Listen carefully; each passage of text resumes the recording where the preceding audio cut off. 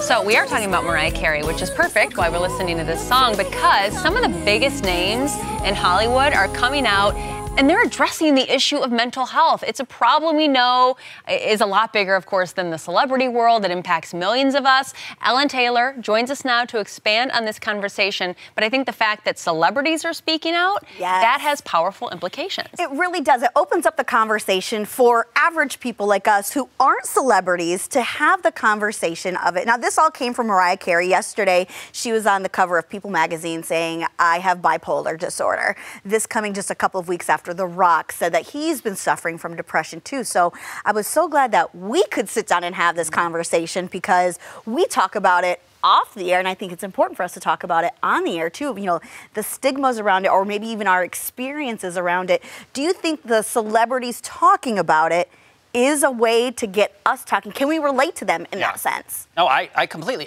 I think that we live in a world where it's still a little taboo to talk about mental health. I think you can talk about it in general terms. Right.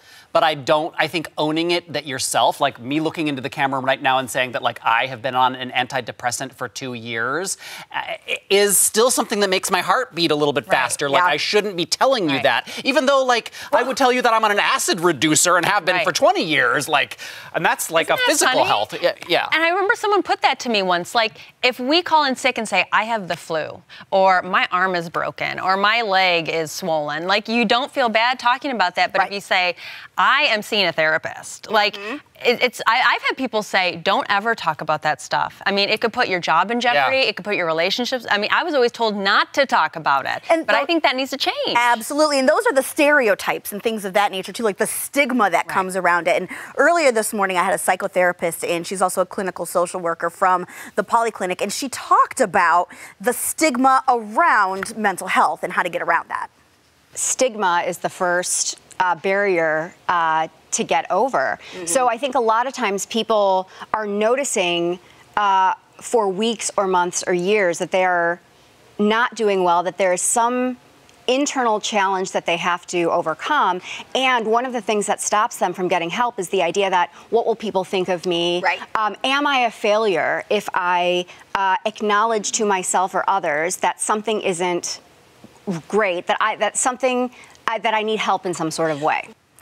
So Liz, let me ask you the question. Why do we treat a swollen ankle differently than we treat mental health? And I think that's the question. And I think that's why it's good to hear celebrities say, like The Rock, say, hey, I'm depressed. Because it's nice to hear people coming out and saying this, because like we were talking during that soundbite, for some reason we're treating this differently than we treat the rest of our body, and it doesn't make sense why we're compartmentalizing that. But she had a great soundbite there. I think there is this fear where you're thinking, people are going to think I'm a failure. 100%. I felt like I was a failure. I went to therapy, felt like I was a failure. I got on medication also 2 years ago, thought that I was a failure because of it. But Becky Rosenthal, also from the Polyclinic, mentioned earlier this morning that if you don't know where to get help from, and again, remember that mental health isn't always about extremes. It's not necessarily being suicidal. It's just thinking that life, could be a little bit better.